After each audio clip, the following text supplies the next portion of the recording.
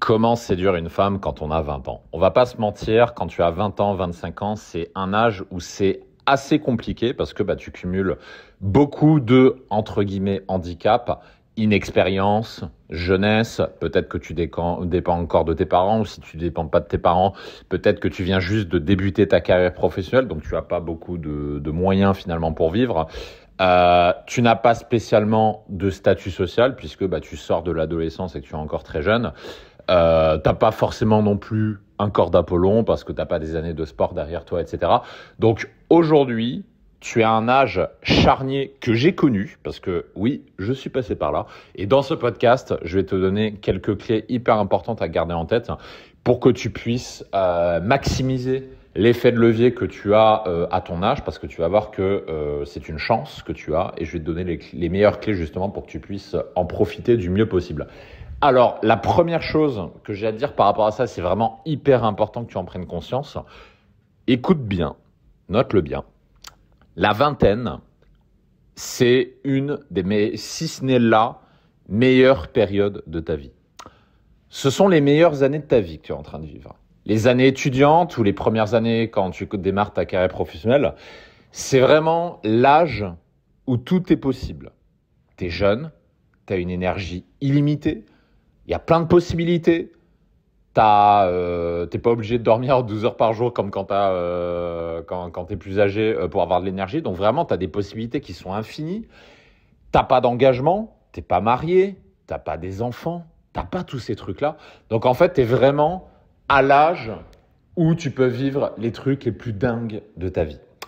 Et ce que je tiens à te dire par rapport à ça, c'est que cette période de vie, tu ne l'auras qu'une seule fois. Parce que là, ça fait bien longtemps que j'ai plus 20 ans. Et quand je regarde en arrière, j'ai un petit peu de nostalgie, évidemment. Et si j'avais écouté le podcast que tu es en train d'écouter en ce moment, à cette époque-là, je pense que j'aurais mis encore plus les bouchées doubles pour vraiment en profiter. Donc vraiment, je le répète, c'est hyper important. Tu n'auras qu'une seule fois 20 ans. Et si j'ai un conseil à te donner, c'est en profiter maintenant. Que tu sois étudiant ou que tu débutes ta carrière professionnelle, n'attends pas d'avoir 30 ans, 35 ans pour vivre ta vie de jeune. N'attends pas d'avoir accumulé un capital. N'attends pas d'avoir accumulé de l'expérience. Au contraire, passe à l'action maintenant. Fais ce qu'il faut maintenant. Développe les compétences dont tu vas avoir besoin, que je vais détailler dans la suite du podcast, pour profiter des meilleures années de ta vie qui se déroulent en ce moment même.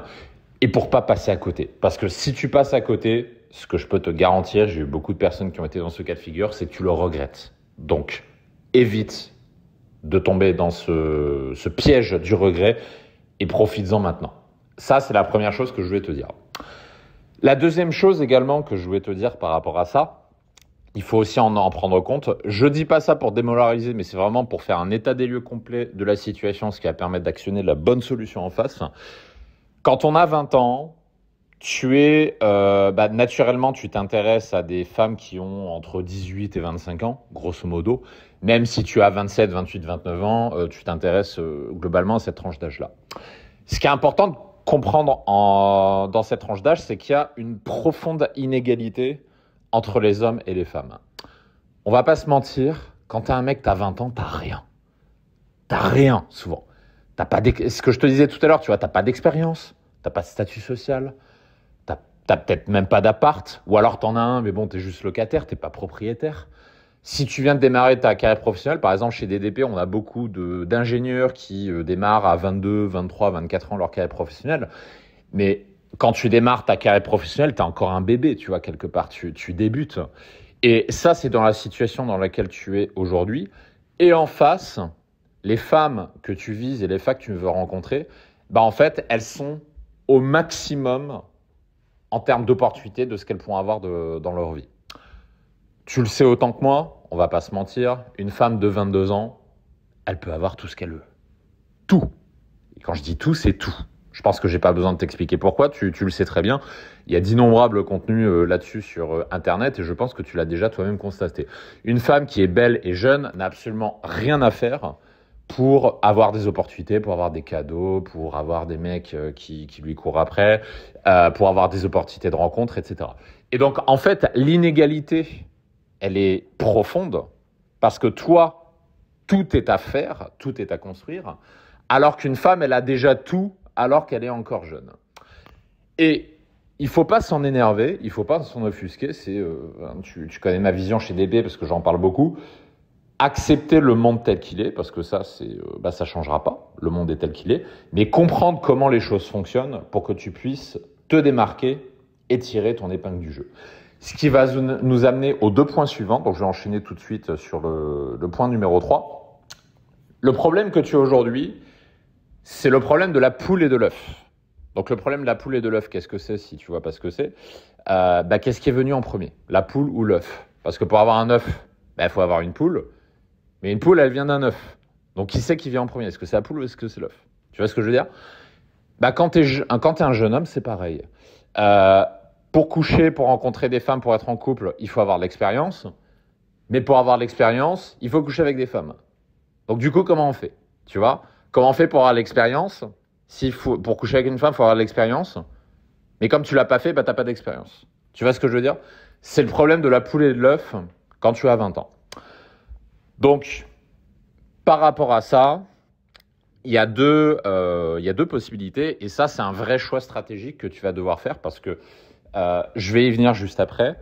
Mais une des choses qu'il va falloir que tu fasses absolument dans ta vingtaine, c'est de développer le plus rapidement possible ces qualités masculines qui vont faire que tu vas être un homme avec un grand H, donc un homme qui attire les femmes et un homme qui incarne ce que les femmes recherchent, c'est-à-dire leadership, capacité de décision, prise de risque, etc.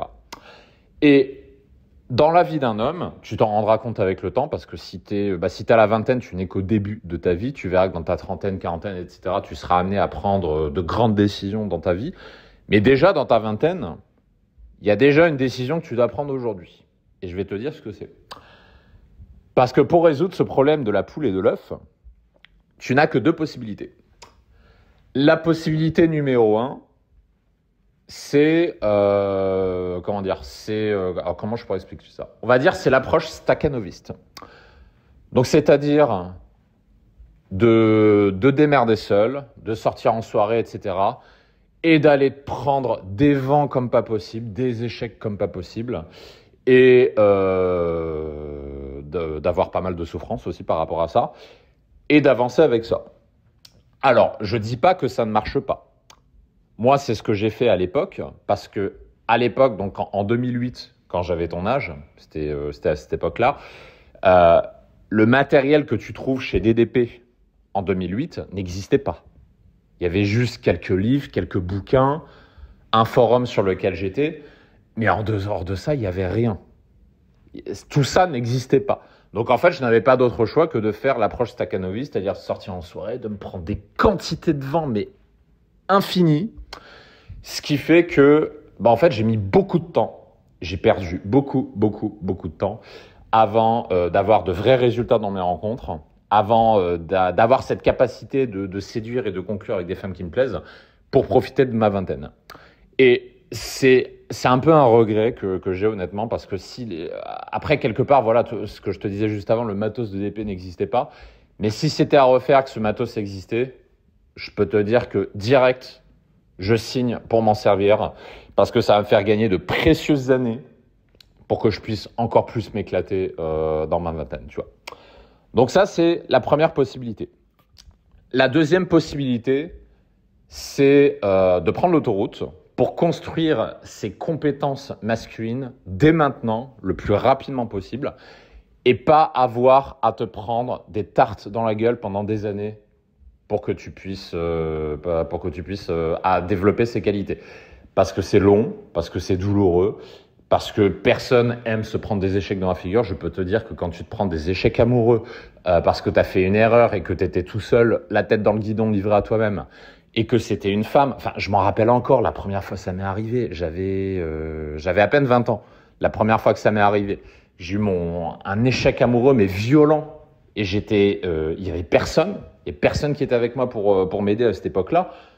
Je rigole pas, j'ai mis 2 mois à m'en remettre. J'ai pleuré pendant une semaine, j'étais détruit, je te jure. Et si je pouvais éviter ce genre de choses-là, je peux te dire que je l'aurais fait. Parce que personne n'a envie de souffrir pendant 2 mois, tu vois. Donc, Ce problème de la poule et de l'œuf peut se résoudre comme ça, en développant du leadership, de l'assurance, de développer les capacités de choix, capacités de prise de décision, etc., qui sont des qualités dont tu auras besoin toute ta vie. Des qualités dont tu auras besoin évidemment pour tes rencontres amoureuses, je t'ai expliqué pourquoi juste avant, mais qui te serviront aussi pour ta vie professionnelle. Et oui, parce que séduction et vie professionnelle, il y a un lien entre les deux. Tu vois ce que je veux dire ? Si tu as un homme qui est leader de sa vie, qui sait prendre les meilleures décisions pour lui-même, bah normalement, si tu fais ça dans ta vie amoureuse, tu es censé savoir le faire aussi dans ta vie professionnelle, parce que les deux sont liés. Tu vois ce que je veux dire ? Et ces qualités-là, ces compétences-là, les développer, c'est ça qui va faire une différence majeure dans ta vie. Déjà, parce que c'est ce que les femmes recherchent. Aucune femme n'a envie d'avoir un branleur dans sa vie qui est incapable de décider de quoi que ce soit. Parce que finalement, si tu n'es pas capable de faire les meilleurs choix pour toi, pour ta propre vie, comment pourrais-tu le faire pour une femme, tu vois ? C'est ce raisonnement-là qu'a une femme. Donc ça commence d'abord par toi, tu vois. Le problème de la poule et de l'œuf, tu le résous d'abord comme ça. En développant ces qualités-là, qui vont te servir, comme je te le disais, pour ta carrière professionnelle. Quand tu vas demander une augmentation, quand tu vas demander une évolution, quand tu vas demander une mutation, quand tu vas faire des entretiens d'embauche, quand tu vas vouloir changer de carrière aussi, parce que ça t'arrivera. Là, aujourd'hui, on est dans une génération où on fait plusieurs métiers dans une vie. Tu le sais, chez DP, j'en parle beaucoup. Quand j'ai commencé ma carrière, j'étais ingénieur. Au début, j'étais ingénieur en électronique. Je travaillais chez Atos Ingénierie à l'époque. Ensuite, je me suis reconverti dans l'ingénierie aéronautique. C'est comme ça que j'ai rejoint Airbus Hélicoptère, puis Airbus, puis ensuite la Direction Générale de l'Armement. J'ai travaillé dans l'industrie militaire comme ça.